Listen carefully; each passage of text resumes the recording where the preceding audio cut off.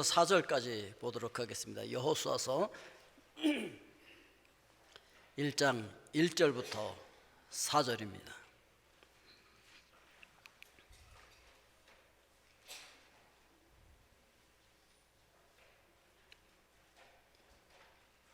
우리 함께 합독하겠습니다.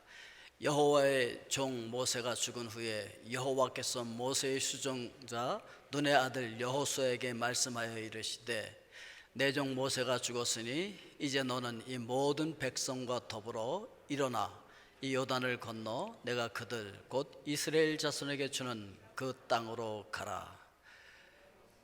내가 모세에게 말한 바와 같이 너희 발바닥으로 밟는 곳은 모두 내가 너희에게 주었노니 곧 광야와 이 레바논에서부터 큰 강 곧 유브라데 강까지 해쪽 속의 온 땅과 또 해지는 쪽 대해까지 너희의 영토가 되리라. 아멘.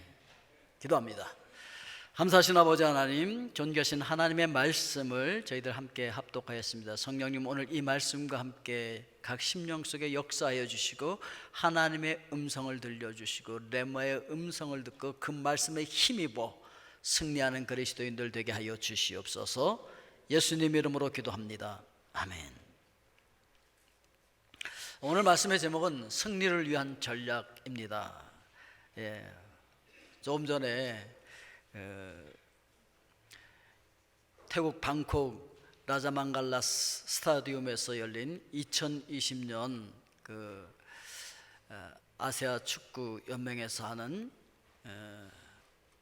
U23 챔피언십 한국과 사우디아라비아 결승전이 있었는데 우리가 연장 후반 마지막에 헤딩골을 넣어서 최초로 승리를 했어요. 그래서 남자 축구 세계 첫 9회 연속 올림픽 본선 진출. 박수 해야 돼요, 이럴 때. 이게 전 세계에서 우리나라가 유일해. 전 세계에서 대한민국이 9번 연속 진출한 데는 대한민국밖에 없어요. 대단하잖아요? 그리고 이번에 2020년 또 아시아 축구 연맹 U23 챔피언십 이건 또 첫 번째 우승했어요. 아직도 한 번도 우승 못했었는데 대단하잖아요. 여러분들 2020년도에 여러분들의 삶도 이렇게 늘 승리하실 수 있길 주님의 이름으로 축복드립니다. 그러려면 승리를 위한 전략이 있어야 된다는 거예요. 무작정 막 살아서 승리할 수 있는 게 아니에요. 무작정 막 축구한다고 축구가 되는 게 아니잖아요. 감독이 중요한 게 뭐예요? 전략을 잘 짜고 해야 되기, 그래야 승리할 수 있기 때문에 감독이 중요한 거죠. 그래서 여러분들도 2020년도 맞이했으니까 그냥 무조건 열심히 살면 승리하겠지가 아니라는 것이죠. 전략을 짜야 된다는 것이죠. 그럼 어떻게 하면 우리가 승리할 수 있을까라고 하는 것이죠. 먼저 우리가 생각해 봐야 할 것은 내가 쓰고 있는 안경은 어떤 안경인지를 한번 점검해 봐야 돼요. 자, 여러분들은 어떤 안경을 쓰고 있나요? 이 안경을 가리켜서 세계관 이렇게 이야기하기도 하고 보는 관점 이렇게 이야기하기도 합니다. 그 똑같은 걸 봐도 어떤 관점으로 보느냐에 따라서 달라진다라고 하는 것이죠. 뭘 보긴 뭘 봐. 지금 온 세상이 어둡고 지금 천둥 번개 치는 거 지금 안 보여? 세상은 완전히 절망이라고 이렇게 볼 수도 있지만 그런 속에서도 세상을 긍정적으로 볼 수 있는 어떤 안경도 있다는 것이죠. 모든 사람들이 보는 관점이 다 달라요. 오늘 여러분들의 안경은 어떤 안경인가요? 자, 첫째, 보이는 대로 믿는 사람이 있어요. 보이는 대로 믿는 사람을 가리켜서 우리는 비관주의자라고 얘기하는 거예요. 그래서 뭐든지 비관이야. 아주 비평, 불만, 원망 이런 것이 많죠. 이 비관주의자들은요. 뭘 이렇게 긍정적으로 보지를 못하죠. 그래서 그냥 보는 대로 그냥 비판하고 그렇게 하는 것이죠. 여러분들 지금 이게 뭐가 보이나요? 사람 얼굴이 보인다고도 할 수 있고 그냥 세 마리가 날아가네, 그리고 그 밑에 사람 둘이서 배 타고 가네, 그렇게 볼 수도 있고 아니야 사람 얼굴이야 이렇게 볼 수도 있어요. 어쨌든 간에 자, 그래서 보이는 대로 보는 사람 비관주의자들도 있고 그런 안경도 있다는 것이죠. 두 번째는 어떤 안경이 있느냐면은 믿는 대로 보는 사람이 있어요. 믿는 대로 보입니다. 사실 그렇습니다. 제가 얼핏 제 아내가 어떤 사극인가 뭔가를 보고 있는데 얼핏 지나가는데 딱 제 귀에 꽂히는 말이 있었어요. 뭐였냐면은 이런 거였었어요. 그리 보니 그리 보이시는 겁니다. 이게 딱 꽂히는 거예요. 그렇게 보이니까, 그렇게 보니까 그렇게 보인다는 거예요. 여러분, 여러분들이 보는 대로 보이는 거예요. 여러분들이 믿는 대로 보이는 거예요. 여러분들 이 그림에서 뭐가 보이시나요? 할머니하고 할아버지하고 그냥 서로 쳐다보고 있네? 이럴 수도 있지만, 이게 지금 가운데 있는 그건 뭐예요? 컵, 콧바, 그것이 보일 수도 있고요. 그리고 왼쪽에는 그 멕시칸 여자가 이렇게 모자 위에 뭐를 이렇게 쓰고 있는 것, 그리고 또 오른쪽에는 멕시칸 남자가 이렇게 기타를 치고 앉아 있는 그런 모습 보이십니까? 그리고 이게 귀가 아니라 사실은 그게 벽에 있는 이렇게 그 문인데, 문에 있는 한 여인이 있고요. 이 여자 할머니인 줄 알았는데 그 앞에 앉아 있는 그 여자 앞에는 병이 하나 놓여 있는 거예요. 그 귀걸이가 아니고. 자, 그러니까 여러분 보면은 그냥 여러분들이 믿는 대로 보이는 거예요. 아니, 나는 그냥 저기 할머니 할아버지가 그냥 마주보고 있는 걸로 그냥 그렇게 믿어. 그럼 그렇게 보이는 거고요. 다르게 얼마든지 볼 수 있는 거예요. 그래서 믿는 대로 보는 사람, 이런 사람들을 가리켜서 낙관주의자라고 이야기하고 있는 거예요.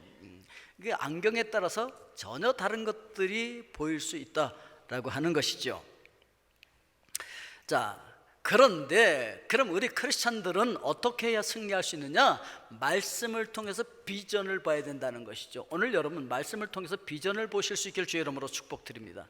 그래서 말씀이라고 하는 이 안경을 통해서 보면은 다른 사람들은 다 절망이야, 끝났어, 뭐 이렇게 이야기한다 할지라도 그 절망처럼 보이는 상황 가운데서도 얼마든지 비전을 보고 하늘을 바라볼 수가 있는 줄로 믿습니다. 그래서 말씀을 통해서 비전을 보는 사람들은 하나님께서 주신 약속을 바라보면서 현실을 뛰어넘는 거예요. 현실은요 지금 다 절망이에요. 다 불타고요, 다 파괴되고요, 다 망했어요 라고 할 수밖에 없다 할지라도 그 상황을 뛰어넘을 수 있는 그런 비전의 안경이 있다라고 하는 것입니다. 그래서 이 바라보는 초점이 명확해야 되는데, 도달하기 원하는 목표가 분명하면은요 그 과정에서 어려움들은요 다 해결할 수가 있어요. 여러분 기억나십니까? 하나님께서 이스라엘 백성들을 그 애굽에서 꺼낸 이유가 뭐예요? 그 에집트에서 꺼낸 이유는요 분명한 목표가 있었어요. 하나님께서 주시는 적과 꿀이 흐르는 광대하고 아름다운 땅, 가나안 땅, 거기가 목표였어요. 그 목표를 선명하게 봤던 여호수아와 갈렙 같은 사람은요 그 목표를 본 대로 들어갑니다. 그런데요 나머지 사람들은요 목표 의식이 희미한 거야. 그러니까 뭐가 보이나요? 아우 잠자리가 왜 이렇게 불편해. 아니 광야가 불편하지 그럼? 지금 가는 중인데 텐트 안에 편할 리가 있어요? 왜 이렇게 거처가 불편해? 왜 이렇게 먹는 게 시원치 않아 이거? 아니 건강을 위해서는 파, 마늘, 부추 뭐 이런 거 좀 챙겨 먹어야 되는 거 아니야? 이런 거 먹고 어떻게 힘을 쓰겠어? 그래가면서 건강 음식이나 찾고, 아니 지금 그런 거 먹으려고 온 게 아니잖아요. 그게 목적이 아니었잖아요. 편한 잠자리 찾아온 게 아니었고 먹거리 찾아온 것이 아니었었잖아요. 거기서 무슨 금덩어리를 찾기 위해서 온 것도 아니었었잖아요. 그들은 하나님께서 약속해 주신 그 약속의 땅이라고 하는 분명한 목표가 있었는데, 이 목표 의식이 희미한 사람들, 목표를 제대로 보지 못한 사람들은 현실을 바라보면서 원망하고 불평하다가 거기서 다 끝나버립니다. 그냥 여러분 현실을 바라보면서 원망 불평하다 인생 끝내지 않기를 주의 이름으로 축복드립니다. 하나님께서 또 2020년이라고 하는 이 귀한 한 해를 또 허락하여 주시고 이 새로운 도화지를 우리에게 허락해 주셨는데, 현실만 바라보면서 이것저것 부족하다고 원망 불평하다가 그냥 광야의 인생으로 끝내버리는 사람들이 안 되기를 주님의 이름으로 축복드립니다. 그래서 우리가 목표를 분명히 가져야 돼요. 성경에 보면은요 하나님께서 수없이 많은 약속들을 허락해 주셨어요. 그 약속들과 이 가나안 땅, 영적인 가나안 땅, 영원한 하나님의 나라에 대한 그 비전이 분명한 사람들은요 이 땅에서 좀 불편하고 힘들어도 이걸 뛰어넘을 수가 있다라고 하는 것이죠. 그래서 우리가 기억해야 하는 것은 그런 하나님의 약속의 말씀을 부여잡는 사람들은 그 가슴에 하늘의 꿈을 꾸는 거예요. 오늘 우리 하늘의 꿈을 꾸실 수 있기를 바랍니다. 예, 하늘의 꿈을 꾸고요, 그 천국의 소망 때문에 이 땅에서 좀 불편한 것들은 그냥 다 뛰어넘어갈 수가 있는 것이지요. 여러분, 이스라엘 백성들이 대다수가 가나안 땅에 들어가지 못하고 광야에서 끝납니다. 왜 그들이 거기서 끝났는 줄 아십니까? 그건 적군이 너무 강해서 못 들어간 것이 아니었어요. 그것은 바로 그들이 현실 때문에, 현실을 바라보느라고 자기들 안에 붙잡아야 할 하나님의 약속의 말씀을 놓쳐버렸기 때문에, 적이 강해서 못 들어간 것이 아니었어요. 약속의 말씀을 놓쳐버리니까, 그 가슴에 약속의 말씀이 없으니까 그들은 그냥 광야에서 끝나는 인생이 되어버리고 말더라라고 하는 것이죠. 뭐 우리가 살아가는 이 세상이 광야와 같이 힘들고 어려운 세상입니다. 광야예요, 여러분들 지금. 그런데 하나님의 약속의 말씀을 붙들고 있는 자들은 이 광야를 기쁨으로, 소망으로, 보람으로 채워가면서 하나님의 약속의 그 땅을 향해서 하늘의 꿈을 꾸면서 갈 수가 있어요. 그런데 이런 약속의 말씀이 없고 하늘의 꿈을 꾸지 않는 사람들은 원망불평하면서 이 광야에서 인생이 끝나버립니다. 우리 광야에서 인생을 끝내지 맙시다. 옆 사람에게 얘기해 주세요. 우리 광야에서 끝내지 맙시다. 하나님께서는 모든 것을 다 준비해 놓고 우리가 따라오기를 원하셨어요. 그래서 그냥 하나님께서 그냥 말씀해 주신 대로 약속 부여잡고 그냥 따라가면 거기 들어가는 거예요. 그런데 현실의 필요에 너무 마음을 빼앗겨서 원망과 불평을 일삼다가 하나님의 약속을 불신하고 말씀에 불순종함으로 말미암아 광야에서 그들의 인생이 끝나버리고 말더라라고 하는 것입니다. 그래서 현실의 실패보다 더 무서운 것이 무엇이냐면은 생각의 좌절이라는 거예요. 생각의 좌절. 오늘 여러분 생각으로 좌절하지 마시기를 바랍니다. 세상 사람들은 환경을 봐요. 환경에 따라서 움직이고 환경에 따라서 말을 하고 환경에 따라서 생각을 합니다. 그러나 우리 믿는 사람들은 그 환경을 초월하고 하나님의 약속을 부여잡는 사람들이라는 것이죠. 그래서 오늘 여러분 하나님의 약속의 말씀을 통해서 현실을 건너뛴 그 비전을 명확하게 바라보실 수 있기를 다시 한번 주님의 이름으로 축복드립니다. 그러기 위해서는 그럼 어떻게 해야 하느냐? 승리의 원칙을 붙들라는 거죠. 뭘 붙들자고요? 승리의 원칙이 있어요. 승리하는데 원칙이 있어요. 그 원칙을 어기면서 승리할 수 없어. 그 원칙을 부여잡아야 돼요. 자, 여호수아서 1장 2절 말씀 우리 같이 읽습니다. 내 종 모세가 죽었으니 이제 너는 이 모든 백성과 더불어 일어나 이 요단을 건너 내가 그들 곧 이스라엘 자손에게 주는 그 땅으로 가라. 이제 여러분 아무리 어려운 삶의 정황이라고 할지라도 약속의 말씀을 붙들고 일어나야 됩니다. 오늘 여러분 약속의 말씀 붙드세요. 한번 잡아봐요. 약속의 말씀을 잡고 일어나야 돼. 일어나야 돼. 일어나서 어디로 가야 돼요? 그 땅! 그 땅이 어느 땅이에요? 하나님께서 이스라엘 백성들에게 약속해 주셨던 그 땅. 오늘도 하나님께서 모세에게 말씀하시고 여호수아에게 말씀하셨던 그 하나님께서 오늘도 우리에게 감동하시고 말씀하시는 줄로 믿습니다. 그 약속해 주신 약속의 말씀을 붙들고 우리가 일어나야 된다라고 하는 것이죠. 그래서 자, 일어나서 어디로 갈 겁니까? 말씀을 기준으로 우리가 가야 할 목표를 설정하라는 거죠. 뭘 기준으로요? 말씀을 기준으로 목표를 설정해야 된다는 거예요. 그냥 일어나 갖고 내가 가고 싶은 대로 또 막 가면 안 된다는 거예요. 말씀 부여잡고 일어났으면 그 말씀을 기준으로 해서 내가 어느 방향으로 가야 할지 그 목표를 분명하게 설정하라는 것이죠. 신명기 1장 8절 우리 같이 읽습니다. 내가 너희의 조상 아브라함과 이삭과 야곱에게 맹세하여 그들과 그들의 후손에게 주리라 한 땅이 너희 앞에 있으니 들어가서 그 땅을 차지할지니라. 아멘을 그렇게 해서 되겠습니까? 예?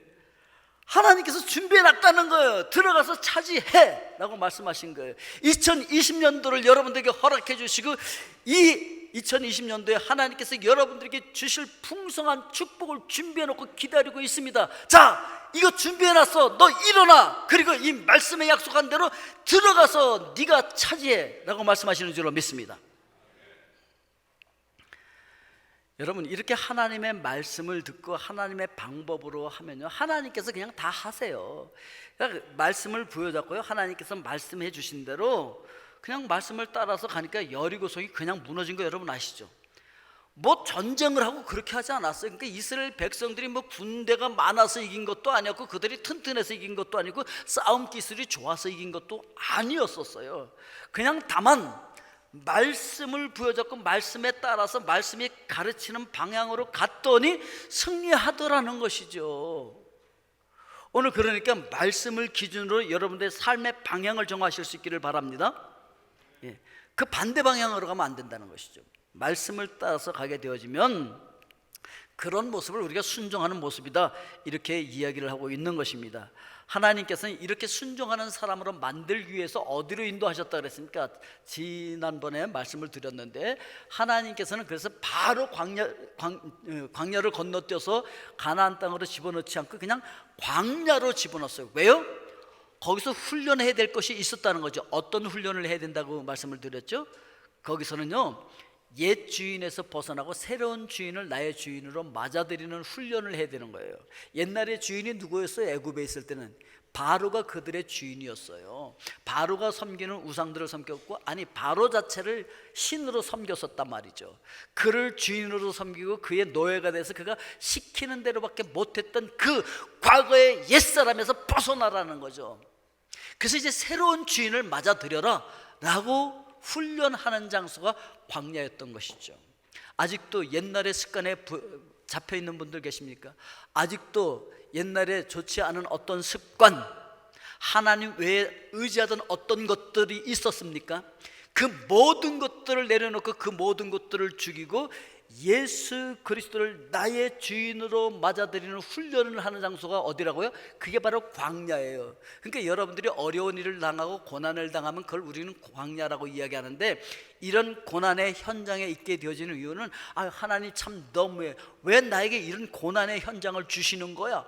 라고 원망불평할 것이 아니라, 내가 새롭게 돼야 되는구나, 내가 내려놔야 될 거 있고, 나의 옛사람이 죽고 나의 옛 주인과 이별하고 새로운 주인을 맞아들여서, 주님 당신이 나의 주인입니다, 말씀하옵소서, 제가 순종하겠나이다, 말씀으로 가르치는 방향으로 제가 쫓아가겠나이다, 이렇게 결단을 해야 된다라고 하는 것이죠.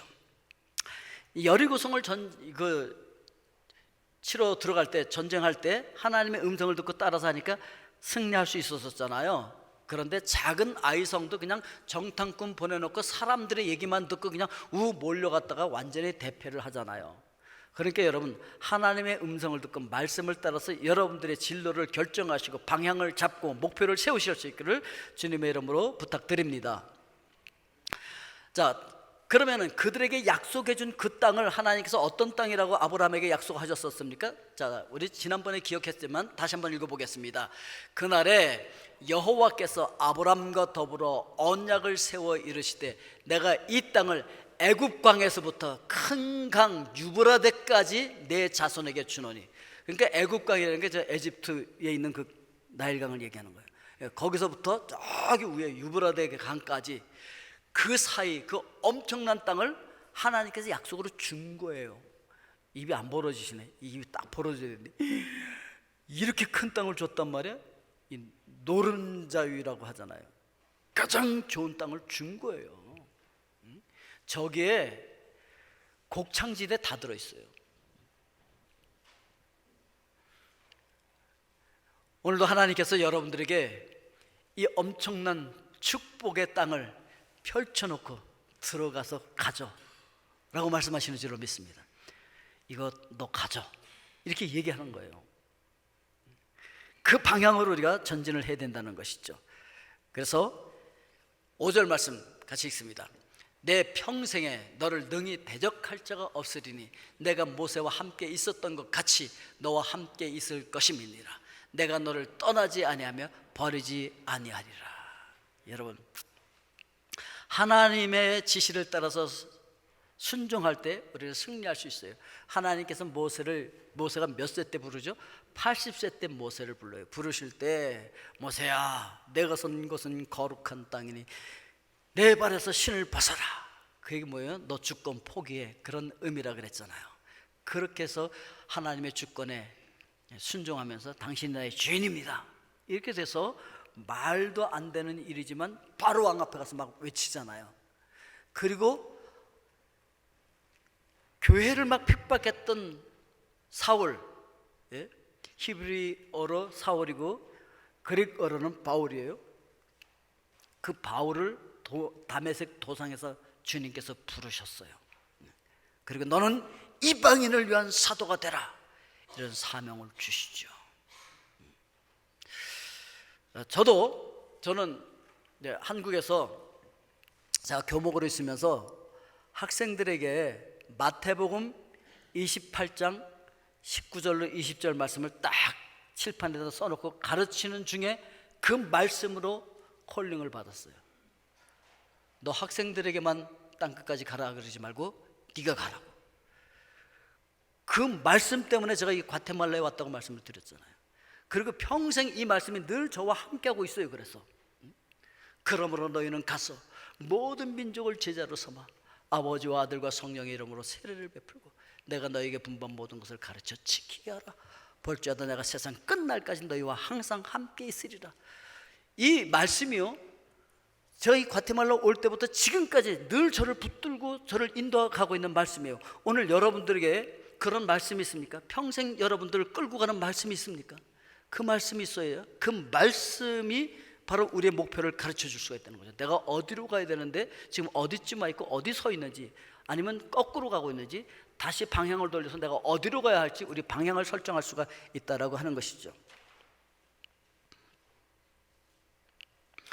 자, 그 다음에 두 번째 우리가 생각할 수 있는 것은 이 말씀에 순종하는 훈련을 하라는 거예요. 첫 번째는 뭐였었어요? 말씀을 기준으로 목표를 설정하고, 두 번째는 그 말씀에 순종해서 걸어가는 그 훈련을 해야 된다는 것이죠. 1장 1절 말씀 우리 같이 읽겠습니다. 여호와의 종 모세가 죽은 후에 여호와께서 모세의 수종자 눈의 아들 여호수아에게 말씀하여 이르시되, 그러니까 이 여호수아가 애굽에 있을 땐 누구의 종이었다고요? 바로의 종이었었어요. 광야에 나와서는 누구의 종이 된 거예요? 누구의 수종자가 됐어요? 모세를 섬기면서 모세의 종으로서 모세에게 배운 거예요. 자, 그런데 이제 모세가 죽었어요. 누가 나한테 이제는 말씀해 주지? 사람한테 안 들어도 돼요. 이제는 하나님께서 직접 여호수아에게 말씀하시는 거예요. 그 하나님께서 오늘 여러분들에게 말씀을 통해서 감동하시면서 여러분들에게 가르치시고 깨우치시고 여러분들에게 오늘도 말씀하실 줄로 믿습니다. 원래 이 여호수아는요, 민수기 13장 16절에 보니까 눈의 아들 호세아인데, 호세아는 구원이라는 뜻인데 그 호세아를 여호수아라고 이름을 바꿔 불러줘요. 여호수아는 뭐냐면 여호와는 구원이시다, 그런 의미죠. 이렇게 이름을 바꿔줘요.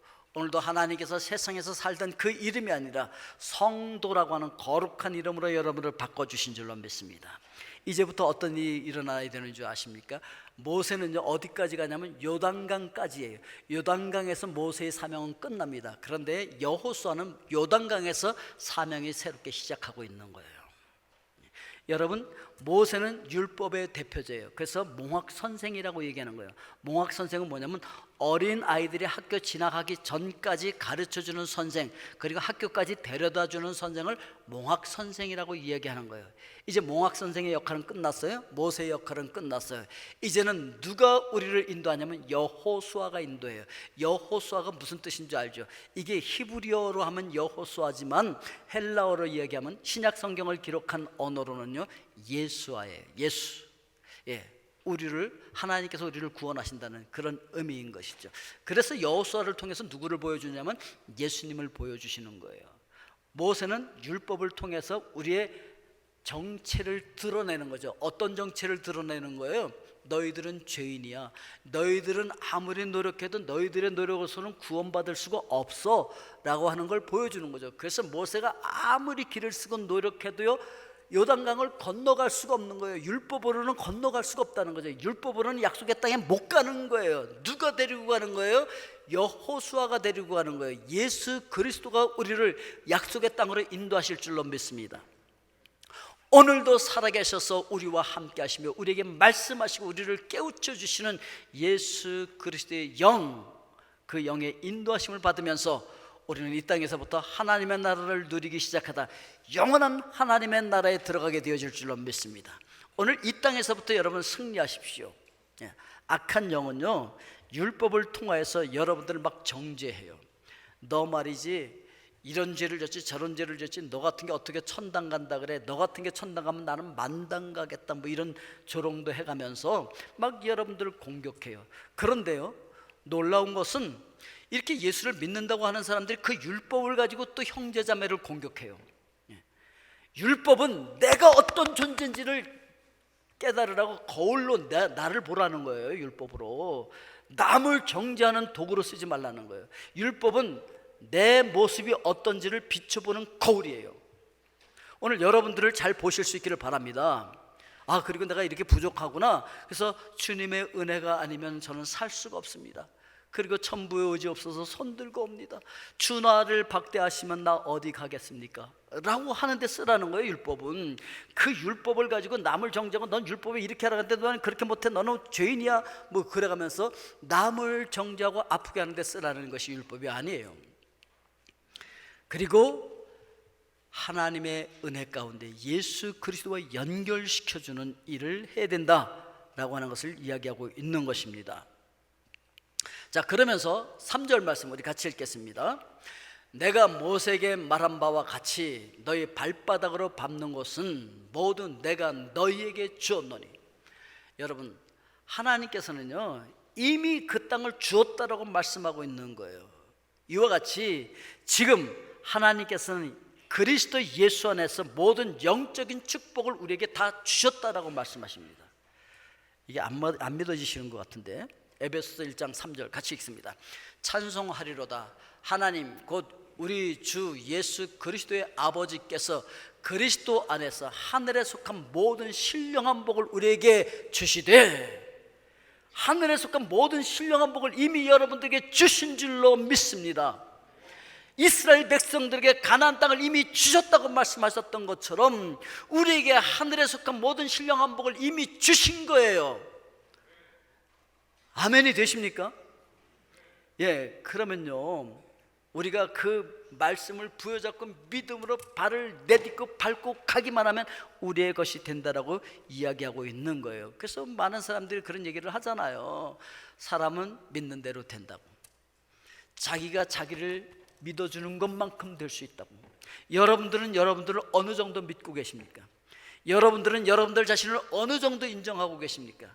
아니, 밖으로 가서 나 굉장한 존재 말하지만 실제 내가 아무도 없는 데서 나를 뭐라고 평가하고 있느냐 말이죠. 내가 어디까지 할 수 있다고 여러분들 자신을 평가하고 있습니까? 여러분들이 여러분들을 믿어주는 것만큼 여러분들은 차지할 수가 있는데, 하나님께서는 아예 여러분들을 믿어줘서 이 엄청난 축복을 여러분 앞에 다 펼쳐놓으셨어요. 전에 말씀드렸던 슈레딩거의 고양이 이론 기억나시죠? 50% 확률로 존재하고 있기 때문에, 그 이론 때문에 요즘 양자 컴퓨터가 나왔다고. 예? 그 양자 컴퓨터의 원리가 뭐냐면 확률로 존재하는 거예요. 50%. 그런데 하나를 취하고 하나를 보는 순간 하나는 사라지고 하나의 상태만 남는 거예요. 오늘 하나님께서는 여러분 앞에 무궁무진한 축복을, 양자가 아니에요, 양자가 엄청난 많은 가능성을 여러분 앞에 쫙 펼쳐놓으셨어요. 여러분들이 믿음으로 선택하는 만큼 여러분들의 것이 될 줄로 믿습니다. 그래서 확실한 목표를 정하고 힘차게 달려가실 수 있기를 주의 이름으로 축복드립니다. 자, 8절 말씀 같이 읽습니다. 이 율법책을 내 입에서 떠나지 말게 하며 주야로 그것을 묵상하여 그 안에 기록된 대로 다 지켜 행하라. 그리하면 내 길이 평탄하게 될 것이며 내가 형통하리라. 여러분, 믿음이라는 건 이런 거예요. 내가 믿기 때문에 하나님의 말씀을 지키는 거예요. 순종하는 거예요. 믿음 있는 사람들은 그렇게 돼 있어요. 그러면 하나님은 내 일을 하시는 것, 이걸 바로 믿음의 생활, 신앙생활이라고 이야기하는 거예요. 그 하나님께서 이렇게 말씀하셨어요. 9절 같이 읽습니다. 내가 내게 명령한 것이 아니냐. 강하고 담대하라. 두려워하지 말며 놀라지 말라. 내가 어디로 가든지 내 하나님 여호와가 너와 함께 하느니라. 여러분, 성경에서 제일 많이 말하고 있는 단어가 뭘까요? 서로 사랑하라, 내 이웃을 내 몸처럼 사랑해라, 좋은 일을 많이 해라, 착한 일을 해라. 많은 이야기를 얘기할 수가 있죠. 뭐 겸손하라, 그런 말씀도 많아요. 그런데 제일 많이 말씀하고 있는 단어가 뭐냐면 두려워하지 말라요. 366회 얘기하고 있어요. 매일 한 번씩 하고도 한 번이 남아. 왜냐하면 하루가 더 있는 때가 있잖아, 어느 때는. 그래서 매일 하나님께서 말씀하신 거예요. 두려워하지 마, 두려워하지 마. 그럼 그렇게 많은 좋은 말씀들 많이 있는데 왜 두려워하지 말라는 말을 제일 많이 하셨을까? 왜 그렇다고 생각하십니까? 왠지 아십니까, 여러분? 하나님께서 여러분 앞에 엄청나게 좋은 것을 쫙 펼쳐놓고 이거 너 가져 그랬는데 우리는 엄마 겁나, 엄마 무서워, 저렇게 좋은 게 어떻게 내 거가 되겠어? 그리고 차지하기도 전에 두려워 떨어.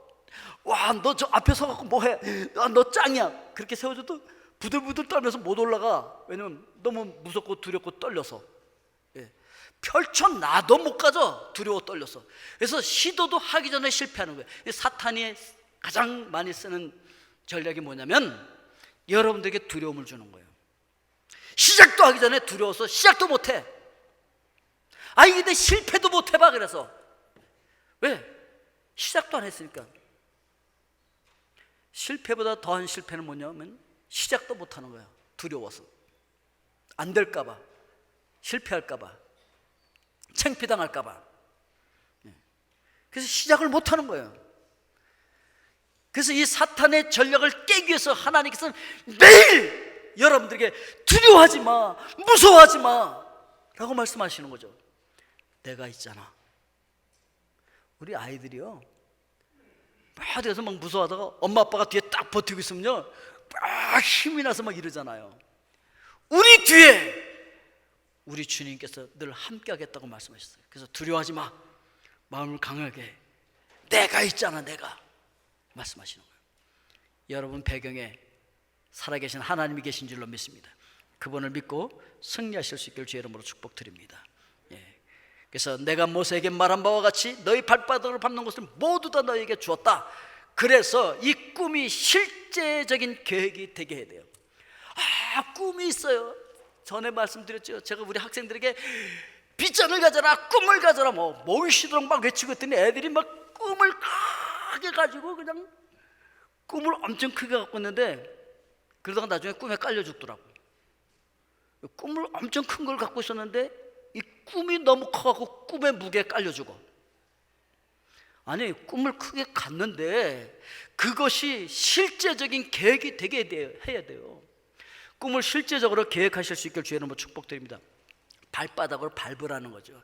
실제적으로 그것을 하나씩 이루어갈 수 있는 계획을 세워가지고서 하나씩 실천해서 그래서 이 꿈에 이르겠다라고 하는 실제적인 계획을 세우고 실제적으로 발로 한 발씩 밟으라는 거예요. 꿈만 크게 갖고 있으면 나중에 꿈에 깔려 죽는다니까요. 꿈을 이루기 위해서 계획을 세워서 실제적인 계획을 하나씩 추진할 때 그 꿈이 이루어질 줄로 믿습니다. 그래서 하나님께서 주셨던 꿈이요, 와우, 그렇게 넓은 땅을 우리에게 주신다고요? 알았어요. 와우, 짱이다. 그리고 딱 들어가자마자 딱 얻었을까? 아니요. 들어갔는데 금방 안 되는 거예요. 막 피 흘리는 전쟁도 치열하게 하면서, 그러면서 오랜 시간이 흐른 후에 다윗과 그 솔로몬 시대에 와서 그제서야, 자, 열왕기상 4장 21절 같이 읽습니다.